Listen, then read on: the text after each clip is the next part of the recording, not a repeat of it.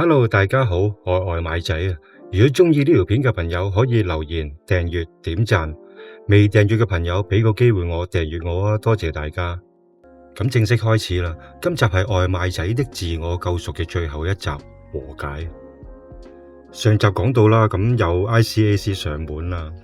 咁唔知大家好耐之前有冇睇過個廣告？就係有個男人喺度食緊早餐嘅時候咧，ICAC 突然間上門啦。呢個係真㗎，佢哋好早上門㗎。咁嗰陣時就係朝早嘅6點鐘。咁我眼屎都未抹乾淨，咁我就嗱嗱聲去開門啦。當時咧就係一男一女嚟嘅。咁佢就話我涉及欺詐啦，要協助調查同埋搜屋。咁我話 OK 啊，冇問題啊，但係可唔可以坐低飲杯咖啡，等我啲小朋友返晒學先至搜屋咧？佢哋話好啊。咁佢哋返晒學之後就搜啦，係直情反轉晒我間屋，每一個地方都搜，但係就搜唔到啲咩嘅，但係就搬走咗我部電腦咯。咁我之後就跟咗佢哋返去北角嘅總部，開始就盤問我啦。期間好多嘢我都唔講嘅。咁因為我考慮緊點樣先至可以最完整咁去交代翻成件事啦。至於話係咪有咖啡飲呢？咁盤緊我嘅時候我問過嘅，佢哋話冇嘅，就俾咗杯水我。不過間房呢就真係好 Q 凍。咁佢哋見我咩都唔講啦，咁就冇我符啦，就掉咗我去扣留室。期間呢就食咗2餐，係揚州炒飯同埋沙姜雞飯。嗱，雖然就話冇咖啡飲咋，但係呢2餐我話俾大家聽係絕對有水準。嗰個揚州炒飯呢係炒到通爽透，而啲叉燒係有少少嘅焦香。另外沙姜雞飯係雞髀嚟㗎，係好滑好滑，絕對拍得住啲收100零蚊嘅餐廳。到大概夜晚9點鐘啦，佢哋就放我啦。咁要我用1萬蚊做擔保，再加上每個半月咧就翻去轉擔保1次。之後我就翻屋企諗咗2日，整合晒所有手頭上嘅資料之後咧，就決定自己揾 ICAC 去講啦。詳細就講述俾佢聽件事嘅經過，再加上我有啲重要嘅文件同埋錄音，就希望佢哋可唔可以俾我轉做污點證人。佢哋就話會詳細咁考慮。喺個過程啦，佢哋就俾咗啲嘢我睇同埋俾我聽啦。原來早喺2012年，佢哋已經係喺我個位嗰度裝咗鏡頭同埋錄音嘅器材。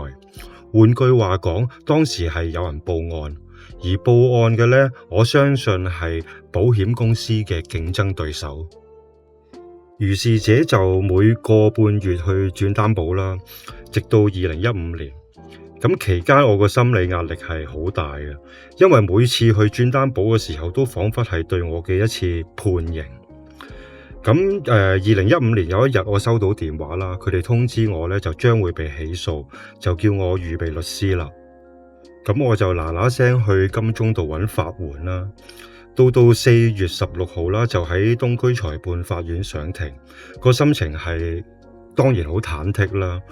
但係當日咧 ICAC 話要再準備啲文件，申請押後到4月22號，咁就改期啦。咁我心諗唔撚係啊，大佬你玩鳩我啊！咁去到4月22號就再上庭啦。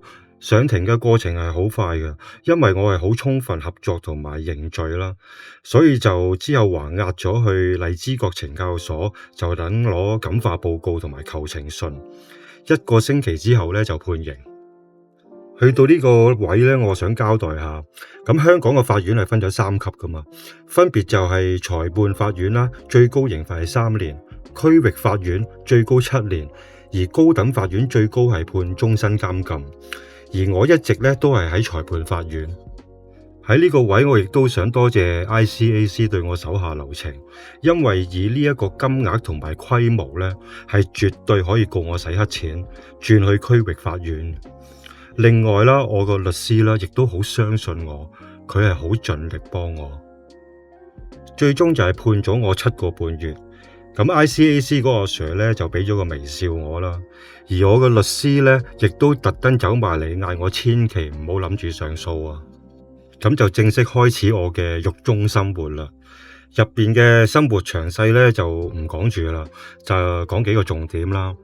咁首先啦，因為我唔想俾人恰啊，所以入到去嘅第3日咧，沖涼嘅時間咧，我就特登揾咗一個南亞人，故意同佢衝突，跟住打交。咁我就俾人罰咗上水化房3日啦。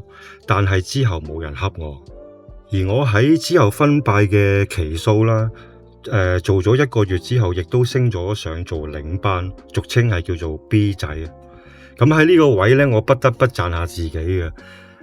其實我係可以好極速咁去適應任何嘅環境，同埋我係會生存到嘅。另外啦，咁有次我個女嚟探我啦，佢就問我幾時返屋企啊。咁因為當時我呢一個女咧，比較貪玩啊，所以成績一向都麻麻地。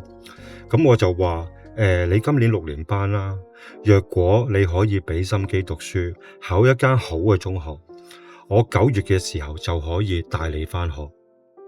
結果佢真係好努力，之後攞張成績表俾我睇，係全部都係 A， 我好震驚啊！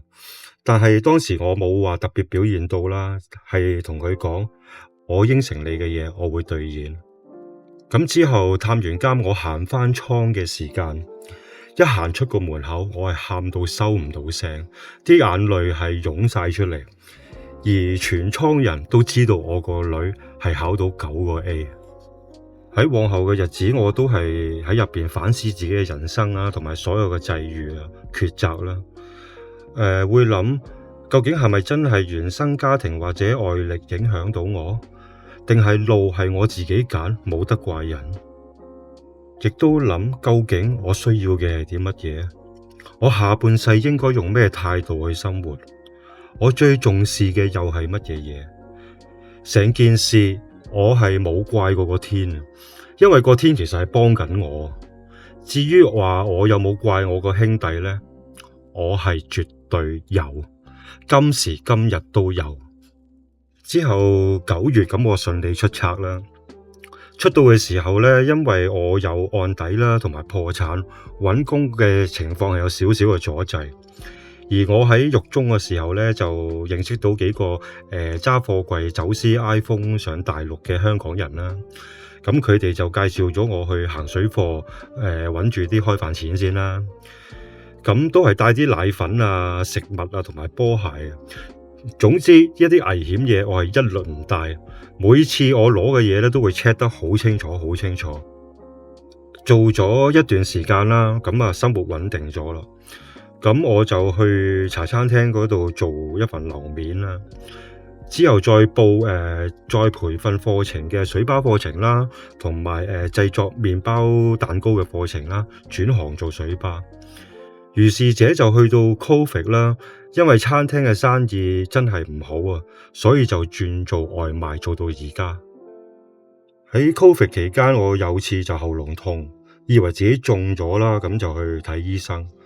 咁我一向都係好少睇醫生啊，咁就係求其揾一間入去睇啦。點知個醫生咧就越問我越多嘢，又俾份心理測驗我做，最終咧就話我原來咧好早就已經有嚴重嘅抑鬱症同埋焦慮症。可能大家會覺得奇怪，話個醫生點解咁得意嘅，問你咁多嘢嘅？我後尾咧上網揾我先知啦，原來佢係幫許金山嘅太太治療抑鬱症嘅醫生，叫做黃嘉欣。佢真係一個好好嘅醫生啊！我當時經濟唔係話太好啦，佢係收我半價嘅醫藥費，而佢亦都經常同我講，坦白咁面對自己就係最好嘅解藥。咁呢啲就係我到目前為止所有嘅故事，多謝大家聽晒。最後就講多2樣嘢啦。第一啦，我真係好多謝個天嘅，佢喺適當嘅時候安排適當嘅嘢去指引我。我同大家提過，若果有唔如意嘅話，就問下自己信唔信人生係整定嘅呢？我話俾你聽，我信。但係我亦都會喺既定嘅框架同埋條件之下，將自己做到最好，嘗試去突破。亦都多謝個天啦，送咗3個好乖嘅仔女俾我。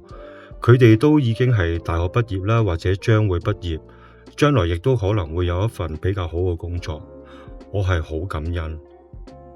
第二件事就係，若果觀眾朋友有啲咩唔開心嘅話，嘗試下諗起我啊，有乜嘢都有我墊底啊！